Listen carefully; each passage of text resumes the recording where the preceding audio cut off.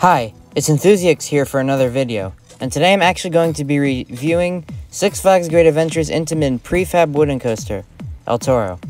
El Toro is known to be the best roller coaster at the park by almost every single coaster enthusiast I've seen on YouTube, and it is actually the most popular ride at the park, regardless of the fact that King Dakar, the world's tallest and once fastest roller coaster in the world, is literally standing right next to it. I know that in my most previous video I probably stirred up some controversy by, spoiler alert, placing El Toro at my number 3rd spot. I'm going to be discussing my honest thoughts on El Toro in this video, and I will be reviewing it by category. A lot of you probably already know this, but I also want to make all of you aware that El Toro has recently gone through an accident where the back wheel slightly derailed above the track, damaging most of the track layout in the process. From what I have heard, RMC has worked to replace the parts of the track that were damaged during the accident, but Intamin has yet to give the state of New Jersey a statement as to what caused the accident and how to prevent it from happening in the future. Anyways, let's get on to our first category, the restraints.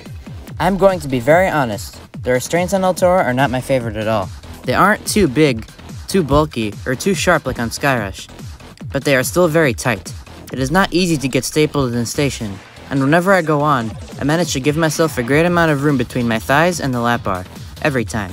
But regardless of how much room I give myself at the beginning of the ride, the restraints always usually get a lot tighter. It usually happens either on the drop or on the first 2 extreme camel hills when the lap bar absolutely comes crashing down on my thighs. And for the rest of the ride, it is extremely tight. The elements on the ride that make the restraint tightness the most noticeable and painful is the Rolling Thunder Hill and the back-to-back turns at the end. In the Rolling Thunder Hill, the airtime is extremely strong, but the lap bars kill the airtime and press onto my thighs, which makes it very painful. And I always dread the Rolling Thunder Hill coming into it. On the tight back-to-back turns right after the Rolling Thunder Hill, the lap bar is pressing onto my thighs while the train is shaking up and down and back and forth. But I'll get into the smoothness category later. So this might sound a little harsh, but the restraints are going to get a score of 4 out of 10.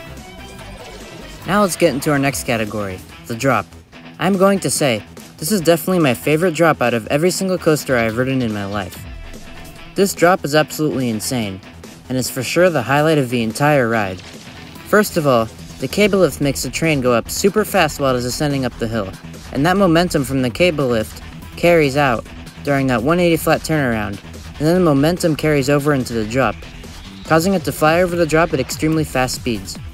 Whenever I sit in the back row, or the second to back row, or one of the two, it feels like I'm absolutely being flung out of my seat, and it actually kind of felt like I was free falling because of how the drop was designed and angled. This drop is also where the best airtime I have experienced occurs, and when I get that tingly feeling in my stomach that I've described before. This feeling usually occurs for me either on very good drops or intense airtime hills.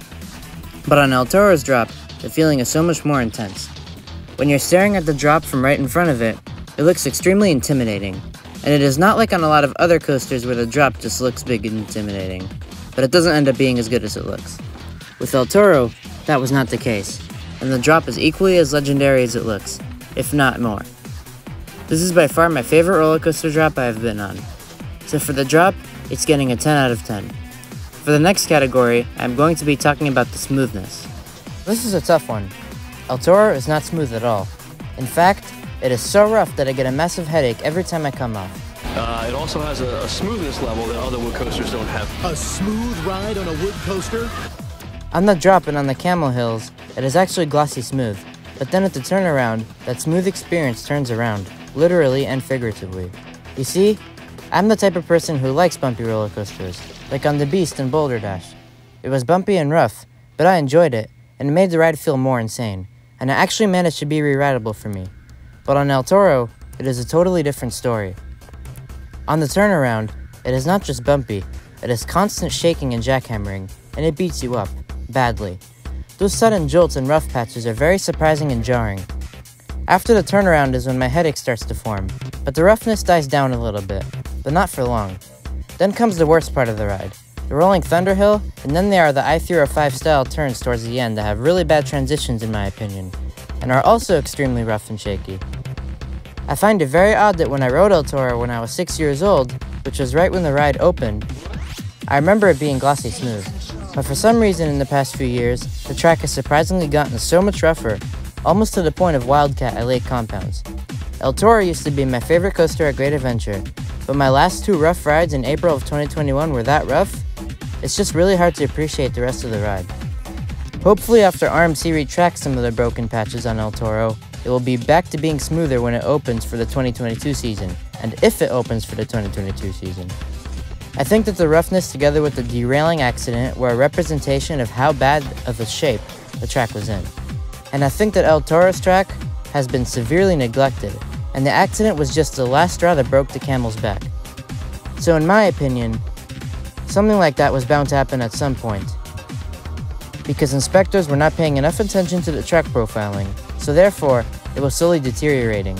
Of course, I have no evidence for this matter, but based on all the sequences of events that have happened with El Toro, it is safe to assume that the ride has been neglected.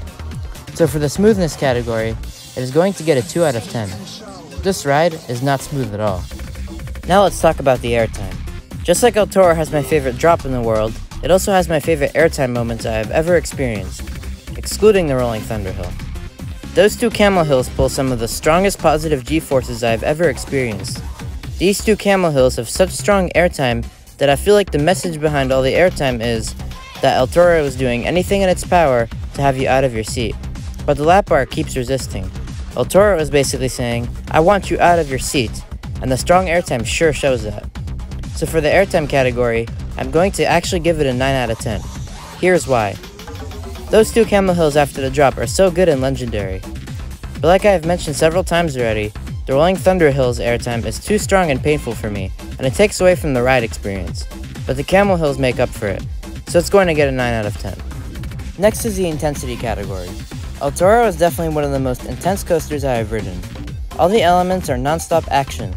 The train flies through the airtime hills, through the turnaround, the Rolling Thunder Hill, and then the I-305 style turns at the end. It also pulls some insane negative and positive G-forces throughout the duration of the entire ride. So the intensity is actually going to get an 8 out of 10, because all the other parts of the ride are intense, except for the turnaround. This is the layout and elements category. In my future reviews, I'm also going to put the layout and elements in the same category, because I feel like they play a big part together. El Toro's layout is interesting. The drop and the camel hills play a great start to the ride. But after that, I feel like the turnaround is very dull. The speed hill is boring and has no airtime, and the back-to-back turns at the end are kind of painful. So although the beginning of the ride starts with a great layout, the transitions aren't the best. I like the general layouts and sequences, but some of the elements are not that great. So this category is going to get a 5 out of 10. Overall, El Toro is a legendary wooden coaster that is a must-do for all coaster enthusiasts. Sure, there are some very rough and painful parts, but the rest of the elements can make up for it in my opinion. After all I've complained about with El Toro, it is still in my top 10 because of some of the great elements it has. So I actually averaged the scores, and El Toro gets an average score of 6.3. A lot of the elements are really good, and it is still in my top 10, but the painful experience El Toro delivers is a downside, causing the score to be 6.3. Oh, and by the way, I did not include categories like height, speed, and duration, because I don't think that those stats matter to me when I look at what makes a good roller coaster. Those are just stats for roller coaster nerds like me to remember. They don't actually affect the ride experience in my opinion. As long as the ride, the elements, and the smoothness are under control, then that's what matters. Stay tuned for another coaster review, and please remember to like and subscribe. I put a lot of my time and effort into these videos, so it'll be very meaningful if I get more likes and more subscribers. Thanks for watching, and I hope you enjoyed this coaster review.